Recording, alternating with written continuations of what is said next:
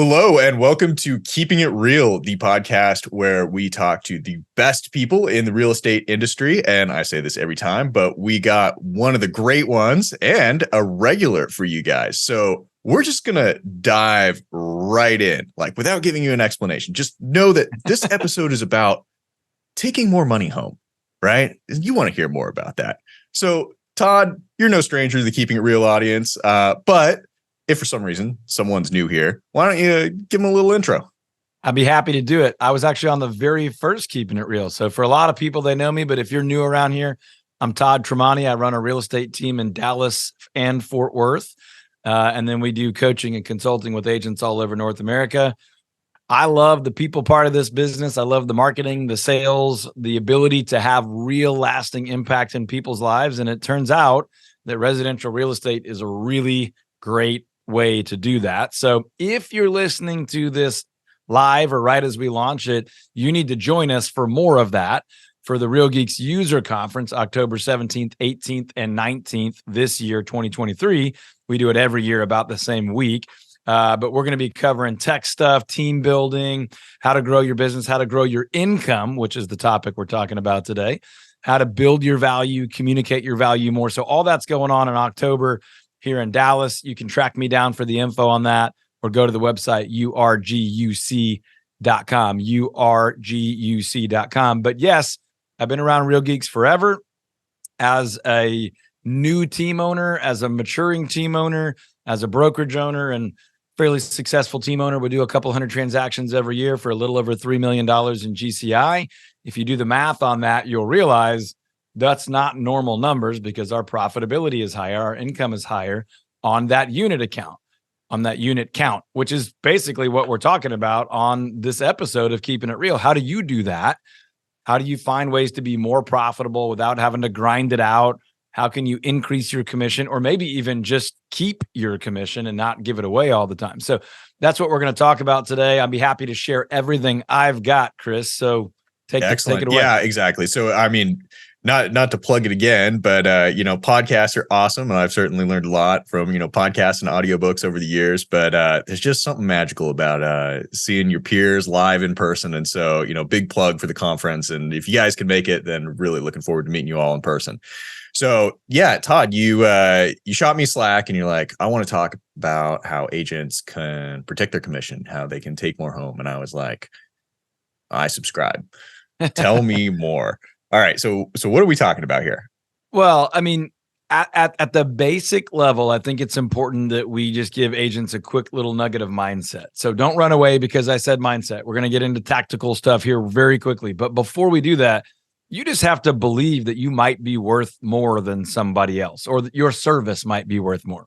In my opinion, all people are valuable, right? We want to be kind and careful with everybody. But if you were an attorney, your hourly rate would be different than somebody else's hourly rate. If you're an accountant, your billable rate would be different. If you're a doctor, a surgeon might make more than a general physician. I actually don't know if that's exactly how it works, but I know that some make more than others.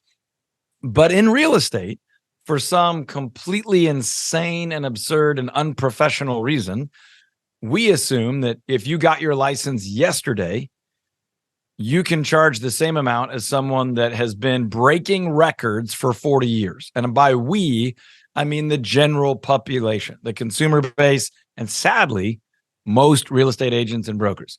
So what I call that is commoditization, right? We have taken the idea of a commodity and applied it to people and a service, and that is wrong.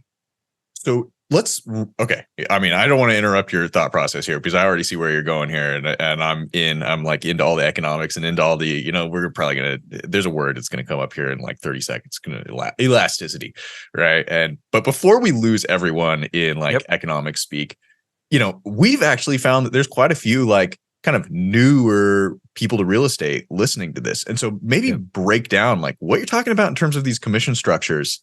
Yep. And like, what do you mean by the basic level in any city in America? Most homeowners have an idea, at least, of what realtors charge in their market. Some places it's 3%, some places maybe it's 2.5%, and normally it's the same amount for the buyer's agent that it is for the listing agent or the person that represents the seller. So if it's 2.5, usually it's 5 total, 2.5, 2.5. Or if it's 6, it's 3 and 3. By the way, none of that is set. As a matter of fact, if you just got your license or if you've had it forever, you've heard about the Sherman Antitrust Act, which literally regulates that we cannot price fix. We can't all get together and coordinate that we all charge the same thing. Yet, in every city in America, most people would say, oh, it's 5% here or it's 6% here.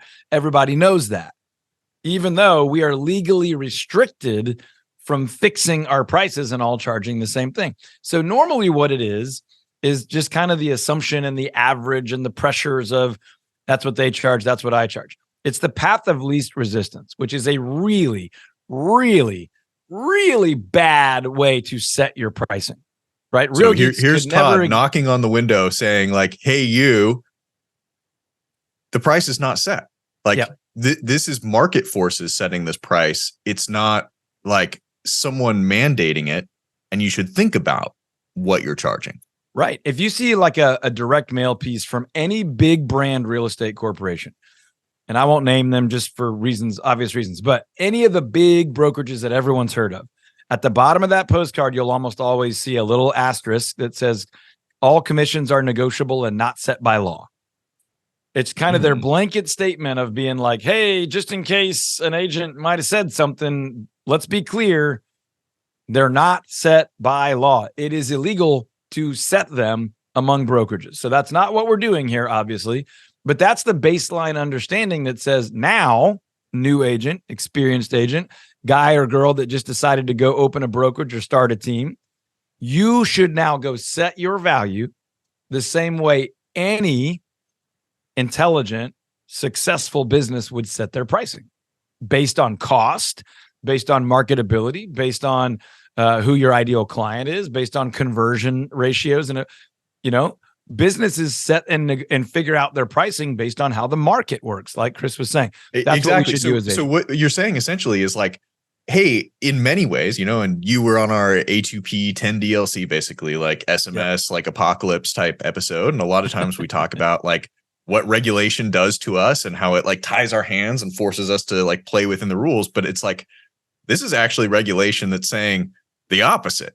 Like, literally. in fact, you are free to do what you want. Like, you live in America. You are free to do what this is a capitalistic country, get what you can get. And let me be very clear. That doesn't mean jack your price up as high as you can talk someone into paying you. But my recommendation is, right now, pay attention, grab your pen. Here it comes. Ready? This is the main core thesis of how you should set your fees. Okay? You should evaluate what is the maximum value that I could deliver to my clients? And then what is an appropriate fee related to that value? Not the market, not other agents, not what mortgage lenders say. We can get into that if you want, because they have messed this whole thing up. What value could I deliver to Chris if I'm selling his house for him? And then what fee should he be willing to pay me and glad to pay me because he was able to see and appreciate the value that he got for that fee, right? I will give McDonald's $5 for a big old hamburger because it's a $5 hamburger, right? It's good enough, right? I'll give someone $2 for a Dr. Pepper because that's about right. It would be more annoying to go track down a Dr. Pepper some other way than to get $2 more, right? It's just, that's how that works. But what is everybody saying typically industry-wide about what they pay real estate agents? They're saying these people are overpaid. They underdeliver. My last agent was annoying. The agent before that was a really nice person, but they didn't do anything special, right? So first thing we've got to focus on is the value that we actually deliver. And jack that up as high as you can get it. And then go, would somebody pay me 8% for that? Maybe that's a little high. What would they pay me for? Well, that's too low. Okay. Well, let's figure out what my service, what my value proposition is worth. And then maybe test that out. But you don't have to just pick a number and use it forever. I want to ask you about like, how do you dial that in? But first, I want to ask, there's a precursor question, kind of coming back to the person that's like, maybe a little bit newer here. Like, what are these variables that you're talking about that relate to like how much value I'm delivering? Like delivering value. Yeah, that sounds good. I deliver value, but like, what does that actually look like in terms of like what the customer Okay. is getting? Let me open the door to a paid access area for just a second, right? So I've built a system for my team members here in Dallas Fort Worth, and we help agents all over the country in our coaching programs, right? So here's my outline that I give my agents, and we sell in coaching, right? But we have a 7-step proprietary marketing system on the listing side. So these are the 7 core, not the only ones, 7 core elements that make up our value. These are the things we do, right? So number 1, pre-inspection. Number 2, staging. Number 3, photography. Obviously, there's a lot to each of those things. Number 4, marketing. It's kind of laughable to call part of a marketing program marketing, and it's the biggest part. Then we have creating scarcity, creating urgency, strategic negotiation, and those are really the core 7. And then how we implement that is really a whole nother thing as a team with specialized roles and all that stuff, right? But because we have that, and because those 7 top line big bullets have hundreds of subpoints, if I was meeting with Chris and his wife at their kitchen table about selling their home, or they were in my office, ideally, we would be saying, now, hey, Chris, here's what we're going to do. Based on what we just said, does it make sense that would help increase the value of your home? Oh my gosh, I can see it so clearly. Does it make sense that would speed up the process? Oh my gosh. Does it make sense that would minimize your cost out of pocket along the way? Oh my gosh, this sounds amazing. And then at the end, I would say, hey, Chris, based on everything we've discussed, this is what it's going to take for us to get there. And I would share my fee. And if I've done a good job by then, even if it was 39%, and Chris is like, I'm going to get 80% more for my house because of this thing, 39 sounds like a good deal. Now, here's what will blow people's mind. If I just showed Chris the type of value that would add, I'm just using crazy numbers, 80% more price, and my fee was 1%, Chris might actually go, oh, that doesn't line up. Like, what's up with that? Sounds cheap. Maybe this is bogus. So as you're figuring out what is the right price for what you offer, you need to think about what would be too high, what would be too low. And then here's the third question that I would ask that not a lot of other people do. What would be too normal? And what I mean by that is what is going to make you sound and look and feel like every other agent in town? And I would tell you, run away from that. Yeah, exactly. It's like, okay, so how do I make myself sound like, I am delivering a more premium service, which is going to come with a better price tag. So, people can relate to, I like the hamburger example. People know that like when you go car shopping, like if you're at the Mercedes dealership, it's going to cost you more than if you're at the Hyundai dealership. It's just sort of natural. And then I think the other thing that you put on there is like the performance expectation. Like you expect certain things out of the more premium service than you expect out of the like more bargain basement service. Right. So, all right. So talk to me about like, okay, I'm a real estate agent. I think that I play within a certain range, and we should talk about differentiating yourself in the market and how to like pick out like where you want to play. But once you kind of know that, and maybe this is getting ahead and you could tell me that, but like, how do I start to dial that in? Is that just repeated conversations where I like, throw numbers at people? Like, how do you actually do that price testing to figure out like, no, this is my spot? Yeah, I mean, there's a lot to that, and this is what we coach people on for years to cultivate. First and foremost, the mindset, the confidence that they really are adding that value, right? And I'm not trying to plug coaching, but this is how I think about this, is how I teach it, right? And so my point there is, the mindset is infinitely more valuable and important and difficult than the skill set. I can tell you right now, if you're not staging homes, add staging. Now you're more valuable. You can raise your fee. That you don't need me for that. That's not rocket science. Now there's a bunch of nuance in how do you do that? Who do you do that with? How do you communicate that? How do you build a better system? There's a ton of value in that. But the idea that like you can get more eyeballs on a house is not a new idea. So that being said, the reason this for some people takes more time than it does for other people is they're actually having to build the mindset and the personal confidence. We tend to attract unbelievably kind, thoughtful, ethical, wonderful people, meaning my team and our coaching. And because of that, they have a little bit longer ramp up because they're like, I don't want to overcharge someone. I want to do the right thing, which I love. And so then we're working on, okay, what is it that you do? To the root of your question, what are these things you do that are valuable?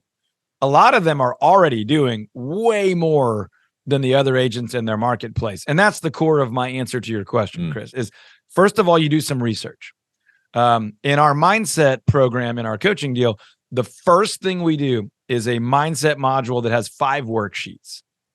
One of those worksheets is kind of a research-based worksheet, which says, what is normal in your marketplace for a full-time real estate agent?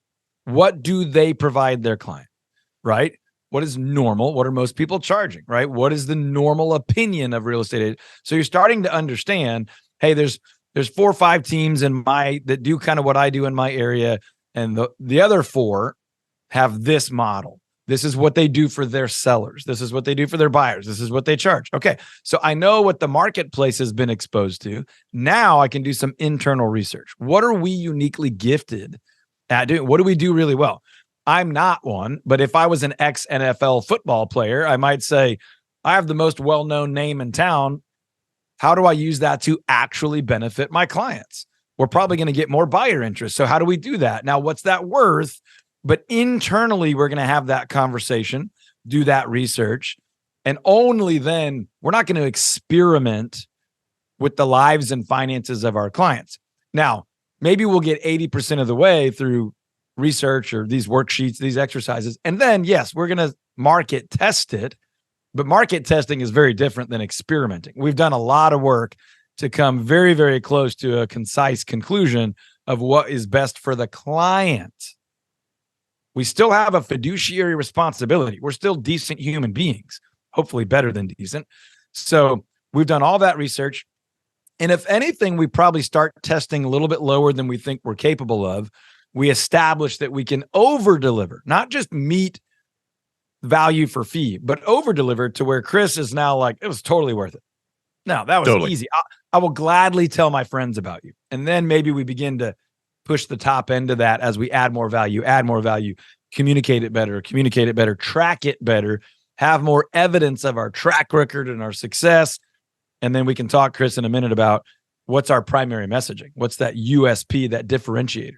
Well, yeah, exactly. It's funny how fast you and I like click into, marketing geekdom, because I liked the like simplistic explanation of differentiation, right? Yep. So if you're talking to a like kind of professional marketer, then you're going to hear like, oh, well, differentiator, or what you just mentioned, like what's your unique selling proposition?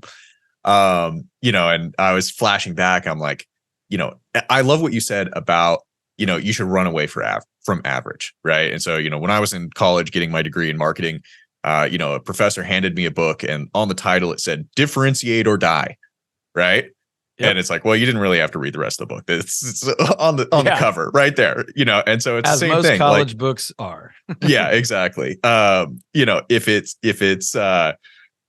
you were average, then you were the same. Like, you might struggle to get clients, right? And when you do, you're going to have no ability to demand any different price. And you might actually have to go down in price to win again, there's no other thing.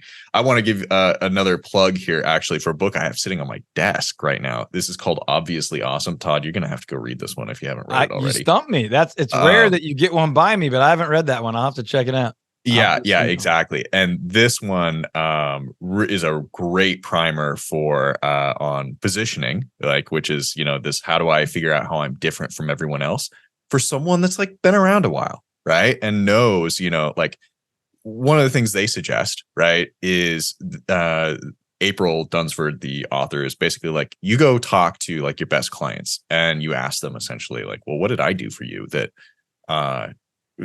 you couldn't get anywhere else, right? And they'll answer the question, and it's like, well, there's your positioning, right?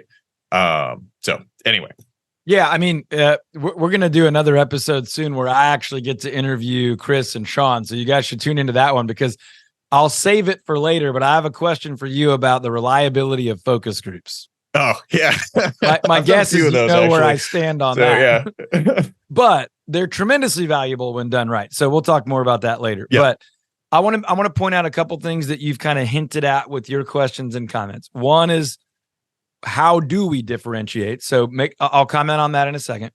And then number two is back to the core basics of, okay, if I don't want to be like everybody else. Of course I would like a higher fee. How do I do that? So one more question for Chris. Hopefully many of you know what I'm talking about, but I'll unpack it. Do you remember Stephanie Jones speaking at the Real Geeks User Conference last year when she talked about her dream about 3 years ago was to double her income without killing herself, because she's a mom, she's a wife, she's super active in her community, and it's a fairly small kind of enclave community in this beautiful part of the country. But anyway, do you remember her story? You're gonna have to refresh my memory, because what's coming to mind is actually one of our other mutual friends, who seems like she has a similar story. Okay, well, maybe we'll have to tell that one too. But so Stephanie's deal, and she came to me and Ian on my team and said, "Can you guys help me with that?" And we said, "Absolutely, we can." But the most important part is that you actually, believe that you can. Stephanie's a powerhouse, by the way. So, any chance you get to spend with her or watch the Keeping It Reels we did with her a couple years back, go watch them, because she makes it look achievable. And that's because what she's done otherwise does not look achievable, because she's in a luxury market selling lots of volume. And her big deal was, I just need this to be simple for me. So step one for her was to simply charge what she wants to charge every time and not discount. So she didn't increase anything. Step one was, I'm not going to give anything up. And everyone at this point has a belief, not everyone, but most of us have a belief in our head that gets in the way. So if you're listening or watching this right now, the thought that just bubbled up that was a negative thought, write it down. I can't do that because, well, nobody here does that because. Stephanie's thought, and she's shared this before, so I'll share it, was, well, that doesn't work in the luxury market. These are highly sophisticated, financially minded, typically men who that's their world. They're going to negotiate. And they know the commission on my $4 million deal is so big, you won't, passing on it is not an option. So I'll get you down. And what she did year one was really just stand firm that I'm not coming down. I don't need to go up. I'm going to stay firm. And by doing that, she succeeded at doubling her income. Now, I won't say what her income is. I'll just say it was substantial.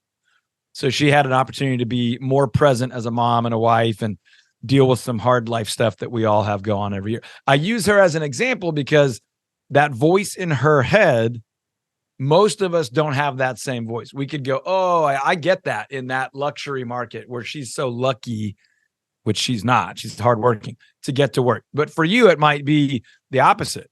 Well, at my price point, nobody would do that. It's too low. Every percentage is so impactful. Or I'm at a brokerage where nobody else does that. I don't even know if they'd let me do that. Whatever that thought is, write that down right now. That's the big obstacle. It's not, could you be worth it? You could be worth it. I could help you with that in like a week. It's not, are you capable? You're on this podcast. Like, you obviously want to learn and grow. That's not the problem. Almost always the problem is between our ears of that little voice that says, well, you can't because. Not you, not this market, not at this brokerage, not in this price point, not in this part of town. Identify what that is right now. Drop it in the comments if you want, and Real Geeks crew and I will come back later and we'll help you run through that together. But that's the biggest obstacle. It's almost never any of those other things. So I mean, my follow-up question, or one of the things I'm thinking here is like, how do you prep people? But it sounds like, what you're saying is, if you believe that you are worth it and and it's rational, right? Like, from like your past experience that you have delivered on that value, and you decide to stand firm, that's basically the hardest part. That, like, if someone starts like negotiating with you, you basically just have to hold your ground. Or is there like more tactics that when you get into that negotiation, you might have to employ? Yeah, it's both and, but we talk about the most powerful script in your personal value is the word no. Hmm. So yes, it is almost as simple as you're stating it, and it is almost only mindset. Now, we have entire courses built on all the tactics and strategies and scripts and things you can do, but those are not all that difficult. I mean, clearly some do it and some don't. Some think they can and some think they can't. So there's some work to be done there, but that's not the hard part. It's like saying I learned how to use the MLS. There was a time you didn't know and now you do, and it's like breathing. It's not even that different on a skill set level than that. Now, running with some people, not doing it alone, being the only one in your market doing it is tough, just socially and emotionally and all that. So being connected to a community like Real Geeks or a coaching group or a brokerage or a team where there's, hey, I'm not the only one, I'm not being convinced of something. This is true. This is reliable. This is ethical. That's really valuable. But at the core, yes, what you're saying is right. It is almost as simple as believing you can do it based in reality that you can, and then just simply standing firm. And then in the future, being bold enough to test that top end, leading with value, following with fee, so that you can do something that sounds actually very logical. Yeah. Instead of having to sell 87 houses to make a living, I can sell 43.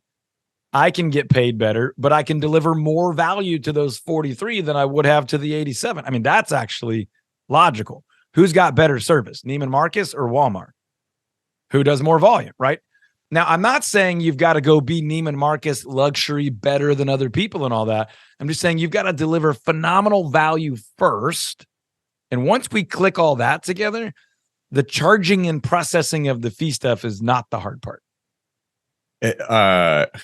It's fun talking to you because I'm like, oh, let's talk about pricing. Let's talk about, all this other stuff, and I mean, this relates, whether you're a real estate agent at any point in your career or whether you're Real Geeks and you're trying to figure out, who your best customers are. Right. And so we think about like our best customers are these agents that are ambitiously trying to grow their business. Right. But maybe on the earlier side of their career, not new, but on the earlier side. Right. And so I guess my question is like, maybe one of the things that the reason that was popping into my head is like, we're also big believers that like everyone should get coaching. Like it is tremendously powerful. And so I'm wondering if you could give a flavor for, because you mentioned at the top of the podcast that, you have brand new agents, you have like a whole, coaching group. Like for someone that is becoming aware of this game because they are an ambitious driven agent, but they're sort of starting this like takeoff trajectory. Like what kind of conversations are you having with them? Give people a flavor of like what they're going to get in that, like in those coaching conversations. Yeah. I mean, the good news is we are not a one size fits all coaching approach. The bad news is that's infinitely harder to advertise and market, right? It's not like I'm the bro, 10X your business with me. And I'm not even making fun of that. I mean, sometimes I do, but my point is this. What we try to do is help people build a business that will fund and support and be the life you really want to live. So Chris, if you said to me, hey, Todd, I want to make $1 million a year net take home in residential real estate commissions, but I really only want to work 4 days a week and like 40 something weeks a year. I would say to you so fast, great, that's totally doable. Now, let's work together to build out how you do that. I didn't say it was easy. I said it was totally doable.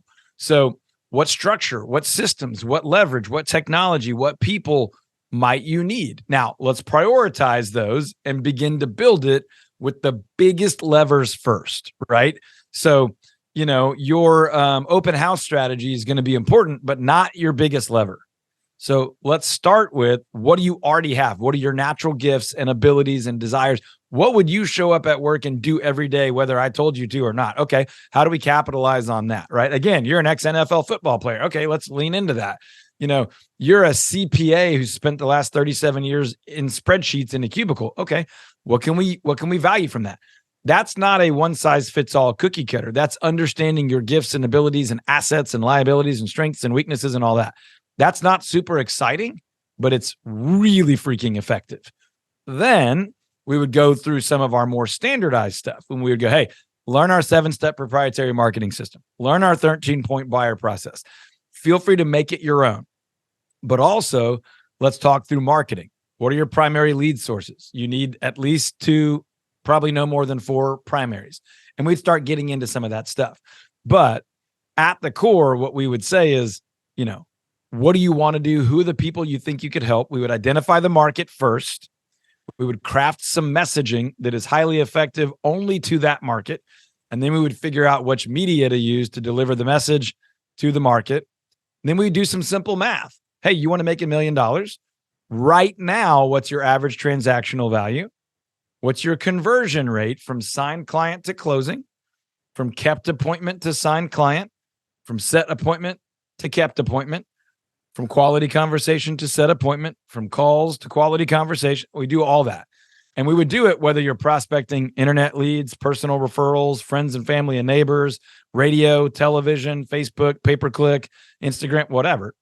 That sounds like the hard stuff to people. But as a marketing guy, that's not the hard stuff. The hard stuff is the strategy, just crafting one.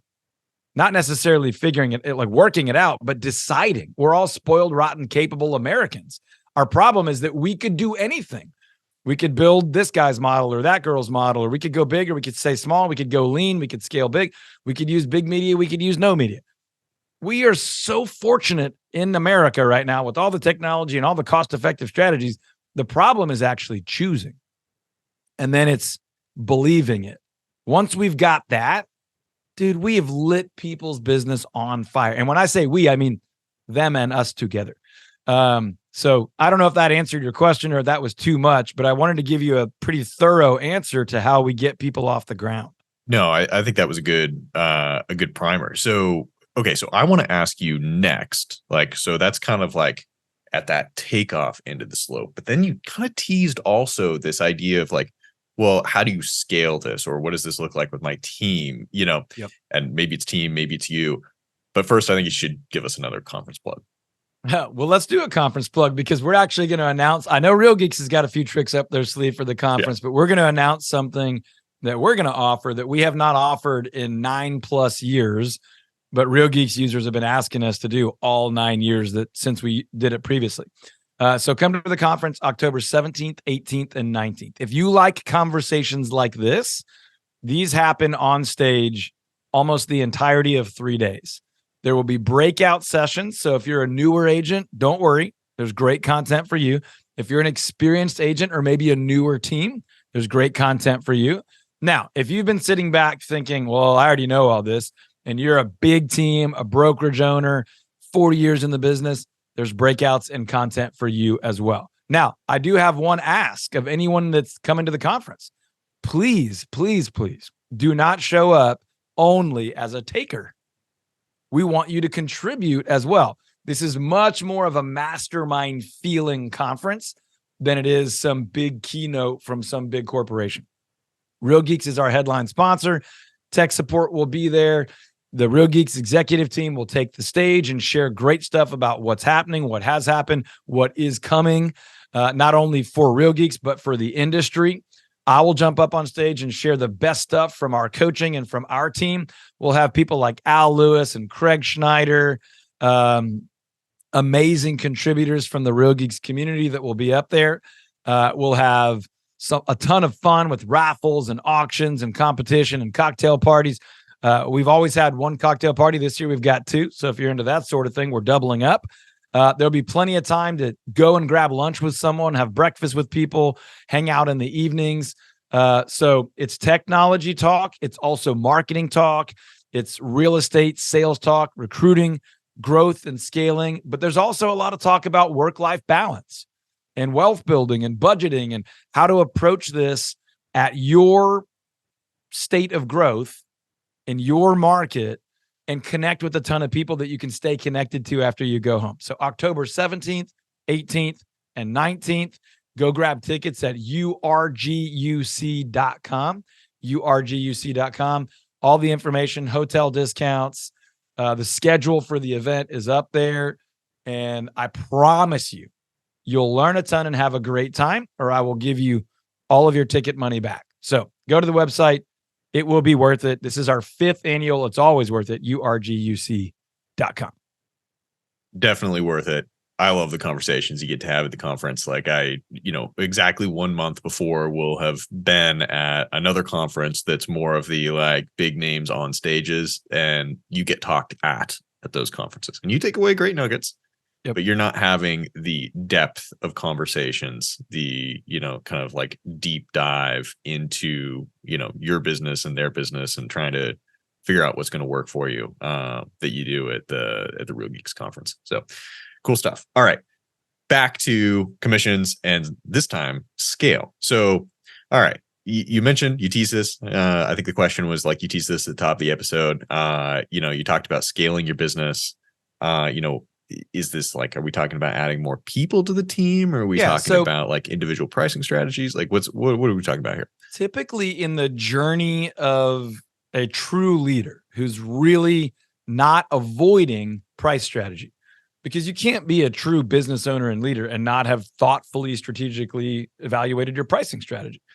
The reality is most people are just in residential real estate. They're just ignoring it. They're just taking the standard in their area or the industry and refusing to think critically about it. So that's really what we're talking about. So typically what happens is the largest group in real estate never has this conversation. So let's call that 95+% of the industry has never even started this conversation. So let's put them over there. Of the 5% that are left, and I'm making up the percentages, most people never make it to this part of the conversation. They get it in their head. They become confident in their value. They can become confident in communicating their value, which I want to make sure we come back to also. And they start collecting it. And their clients are happy, and they're repeating, and they're referring, and they're able to communicate that message to the open market. But the next hurdle, the thing that holds them back, is they say this to themselves: well, I can do it, but my buyer's agents could never do that. Well, I could do it, but our listing agents could never do it. Oh, I could do it, but our administrative assistant who answers the phone doesn't. They could never. They don't get it. They don't have the experience that I have. They haven't been to all the conferences and read all the books that I have. So it's awesome that I can do it, but now I can never get out because no one else can do this. So how do we overcome that? That's what I mean by scale, is getting beyond yourself. And so some of that is creating a marketing message that's effective one-to-one, which is what most people get first, but it could also be effective one-to-many, whether that's social media, direct mail, newsletters, radio, television, podcasts, social media show, YouTube, whatever. The next layer of that would be truly equipping, training, and preparing other agents, other staff to be just as effective, if not even more effective than you. I believe, Chris, that the mark of a really healthy organization, the pivot point, is when there are people in that organization that can do things better than the founder, right? You know exactly what I'm talking about, right? You're the energetic creator founder guy, and you're better at everything that the business does than anyone else. And so you just hire someone to do it almost as well as you, and that has to be good enough. And then you move on to the next thing, and then eventually you have this business that's totally built around that founder's gifts and abilities. Raise your hand, real estate professionals, if that's how you feel. I can't see your hands, but I know there are a lot of them up. So the real threshold, in my opinion, the way I lead and coach, is you begin to have a true mature business when you can say, hey, Jeremy lists homes better than I ever listed homes, because he gets to do that all day, every day. He has the cumulative knowledge and wisdom of all of my experience plus more. He has some gifts for that role that I didn't. He has experience now that I didn't. He has tested some things in markets that I didn't even work in. I did that in 2018. I didn't do that in 2023, right? So my answer to your question, Chris, is when we say scale, we talk about getting beyond yourself through messaging, technology, and yes, people, to where you would say, our listing agents are doing that better than me. Our buyer agents are doing that better than me. They're collecting the fee that they and we are truly worth, whether that's a transaction fee, which could be part of this, or a higher commission percentage, or even a retainer fee up front, which we've gotten in the past. Or maybe it's a multi-part commission, or maybe it's a reimbursement of upfront investments, or some sort of short-term construction loan type thing. I've seen all sorts of different models. I'm happy to share mine, but more than anything, what I want people to see is that you can grow your compensation without having to grow your production, meaning you can make more money without having to always do more sales, more sales, more sales. Now, there's a lot of ways to do that. You can do it through your fee. You can do it through your price point. You can do it through your profit margin. I would encourage you, I don't know how you feel about this, Chris, but I would say go grow all of those things. Mm-hmm. And now you're a really powerful business that can add a ton of value for your clients and your team members and your agents, however your model works. And you can be a more generous giver. You can invest the time in your clients to give more value per client instead of having to get more clients. You could maybe take some time off and actually live the life you built a business to support and live. And you could be healthy. Imagine that, having a growing business and actually being healthy physically, mentally, spiritually, all these other ways. I don't think I'm not here to tell you just that you can do that. I'm here to tell you that you should do that. It's not a healthy business if you don't. And the life you get left over from real estate is not a great life. The life that real estate can support can be incredible, but don't settle for the leftovers. So people should take that advice, but I think that you actually challenge you just challenge some people in some things that is going to be really hard for some of them to do. Right. Yep. Because if I was going to boil down what you just said, it's like when you start to build a company, build a team, you shouldn't be the smartest person in the room. You should be augmenting people around you that are better than you at doing these things. And that's how you really grow these high performance organizations. That's very hard for a lot of managers, a lot of entrepreneurs, CEOs to do. And for lots of reasons too, right? Yeah. It's trust, financial stewardship. Like I can't pay somebody. Nobody's better than me. Pride. It could be their own insecurity. Yeah. I think a lot of times in the corporate world, that's exactly what you see. It's like you see people that hire, people that they think are lesser than them because they're going to be comfortable managing them, not realizing that undercuts their own performance. Yeah. And I would blanket statement this for the people that are listening that are like, yeah, but I'm not corporate. I'm a real estate agent. I love you. And I'm not telling you what to do. I'm telling you what I believe is best for you. You need to run your real estate business like a real grown-up business with systems, financial structures. They don't need to be overly sophisticated, but like your family vacation money and the company commission income are maybe in different accounts, like simple, clean tracking systems, totally legal, totally ethical, but with a plan to get ahead, with a plan to grow, not just hopes and wishes and dreams. That's why I love to share like this, because I know how massively impactful that can be in people's lives. I mean, you've heard me share this at the conference, how to budget in a way. And nobody likes budgeting. Budgeting's not fun. I don't like budgeting, but how to manage your finances in a way that even though you are a commission income person, you can live a consistently peaceful, fruitful, exciting, adventurous, wealth building life every month, all year, every year, regardless of the marketplace. How nice does that sound? But most real estate agents, brokers, team leaders, investors never get to live that life because of the fear of the ups and downs and the feast and famine. And I just think it's unbelievably sad. There are people that really are out there growing their businesses significantly, but that financial freedom and that peace of mind never, ever, ever shows up. Absolutely. Maybe just as an aside here, and maybe another plug for the conference, but producer Sean, who we're referencing here in the background, who's the like faceless guy who makes all the trains run on time. Maybe not faceless in the next episode. We'll see.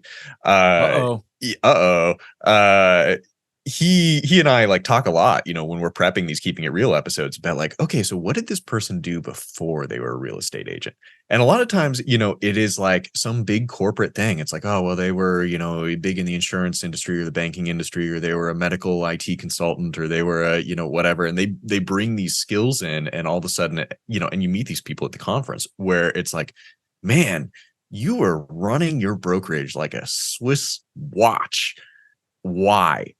And it's like, oh, I know why, because you're bringing those skills to bear. Yeah. And it's like, if you, yeah. Or the scary thing, you're like, you were like a corporate COO and you've brought none of that into your real estate. Why? Why did you leave it over there?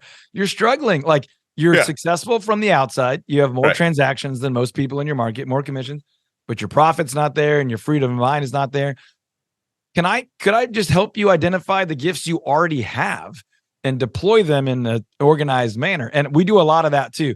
The only reason I point that out, Chris, is because in my experience, that's actually more common than someone who was really thoughtful and transferred career skills over. We actually help people write letters when they're launching a real estate business that actually bridge the gap. Like, let me tell you how, even though I might appear new, I am really valuable to you because these skills I've cultivated for 10, 20, 30, 40 years are super relevant to what I'm going to do for you now. And that actually really helps someone go, yeah, I'll trust you, even though you're 8 months in real estate, 32 years in the professional world, but I actually understand now how that could help me.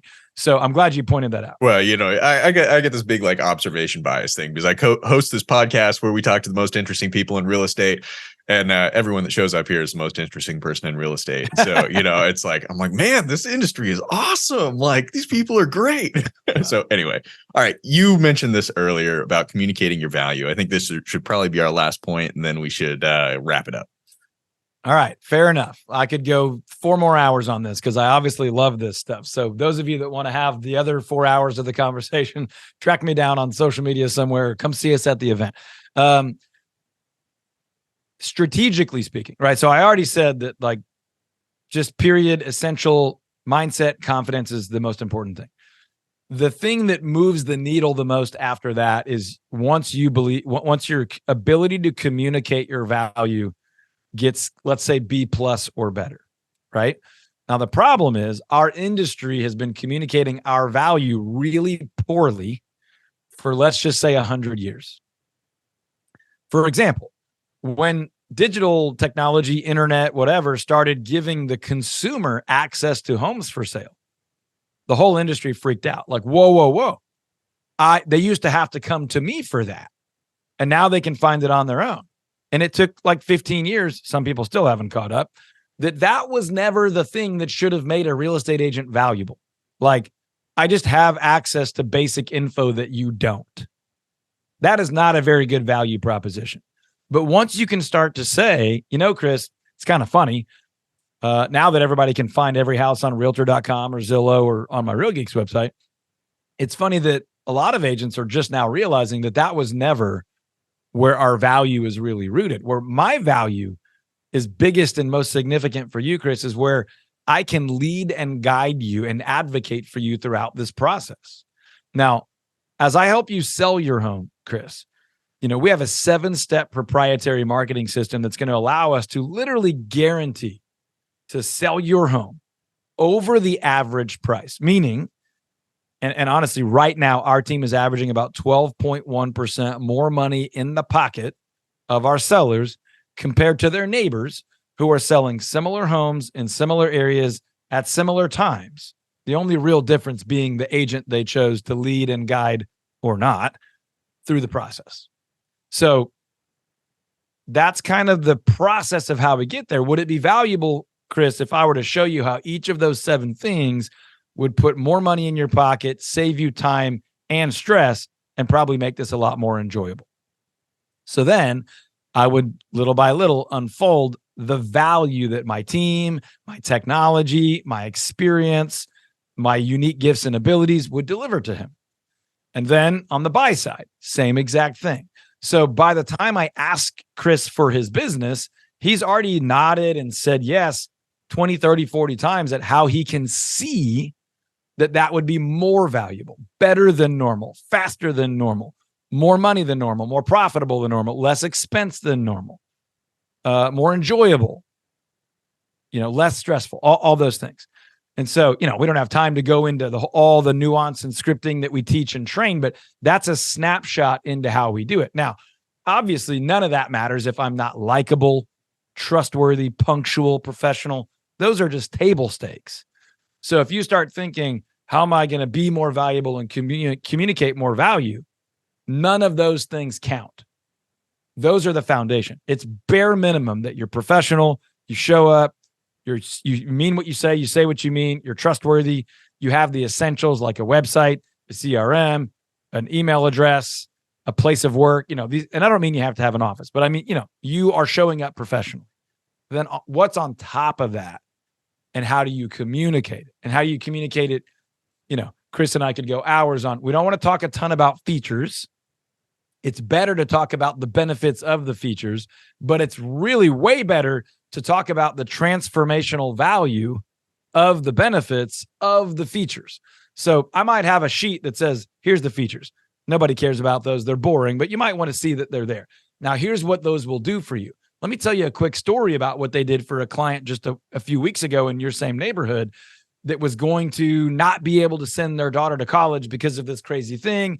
And because of what we did, their neighbor sold their exact same house for $484, and we sold theirs for $571. What would you do with an extra $90,000, Chris? So I love this. And, since I always like to tease, like sort of high level marketing stuff, we talked about, going to your best customers and asking them, like, well, what did I do for you that, you couldn't get anywhere else? Right. And that being a key differentiator point. And then you can layer on top of that what I think, if I'm recalling right, it's called like a means chain analysis, right? So, and you basically act like a 2-year-old and you keep asking, well, why? Like, why is that important to you? It's like, well, you were able to sell my house for more money or whatever. Or it's like, I really appreciated the way that you staged the house, or whatever that like differentiator was. Yep. Why was that important to you? And they answer. But why was that important to you? Right. And they answer. Why was that? And eventually you're going to get to an answer that's like, it helped me in this other aspect of my life that I was not going to be able to accomplish unless that thing happened. Right. Yep. And so when you talked about like, it's not the features, it's not the benefits, it's like sort of that ultimate value delivery, thing. It's like, that's where you start and then you work down that chain. Yeah. Right. So we're going to go over time. I know, because I have to comment on that. We use that in every initial consultation. We call it the 5, 6, 7. You want to get 5, 6, or 7 layers deep with somebody on what's important about that to you. What does that mean for you? What would it look like if we didn't get you there? And we call that the core motivation, because that's what you're going to get down to, is not the surface level. Like, we need to move because we're having a baby. Okay, great. Well, that makes sense. What's important to you about this move? Well, we want to have more space for the kids. Well, I mean, I'm sure you could survive without that. What's so important about them all having their own bedrooms? You're going to end up at like, I want to honor the legacy of my grandmother who left me some money. You're like, whoa. And the cool thing is they didn't even know that's what was driving them. So now you are the source of this uncovering of purpose and discovery for them. Sometimes people cry, but Chris is hitting on an excellent point. I don't even know that you knew that's part of our coaching. That's part of our initial consultation strategy. And by the way, I was on a coaching call yesterday with our mastermind talking about how important this is in recruiting. What's important to you about a successful career in residential real estate? We don't want to add people that are just money hungry or that just want to hang out with us. We want to find the right people. And that's how you find the core driving, motivating decision-making factor for people. And you can actually know, to Chris's point, after you've done a bunch of research, the ideal clients for us almost always fall in 1, 2, or 3 like their answers are all kind of similar. So now we can craft our marketing message to speak only to the people that are really motivated by these things. And this cycle, to your point earlier, Chris, about scale, you never stop scaling. Now, you may say, I don't want to sell more houses next year, but I want to get better. And I want to sell more of them only to our bullseye ideal clients and less of these other people that are difficult and annoying and less profitable and farther from the office and all those things. So great point. If we have to end there, we can, but there's always so much more to these conversations. Well, yeah, and that's the thing. So everyone, you just need to go down and you need to hit subscribe. You make sure you're on the email list. You make sure that you are coming to the events, because Todd and I love having these sorts of conversations. And I don't know. I find them tremendously fun, and I think that people get a lot of value out of them. So why don't we wrap it up right there? We'll make people, stay tuned for the next episode. And if you guys enjoyed this episode, like I just said, hit the subscribe button. If you're watching on Facebook, hit the like button. All those little things obviously help us game the algorithm, which, we've been talking about marketing stuff here. Like, how important that is. But also it makes us feel good. So, and we appreciate that. So hit that like button and we'll talk to you soon. See you, Todd.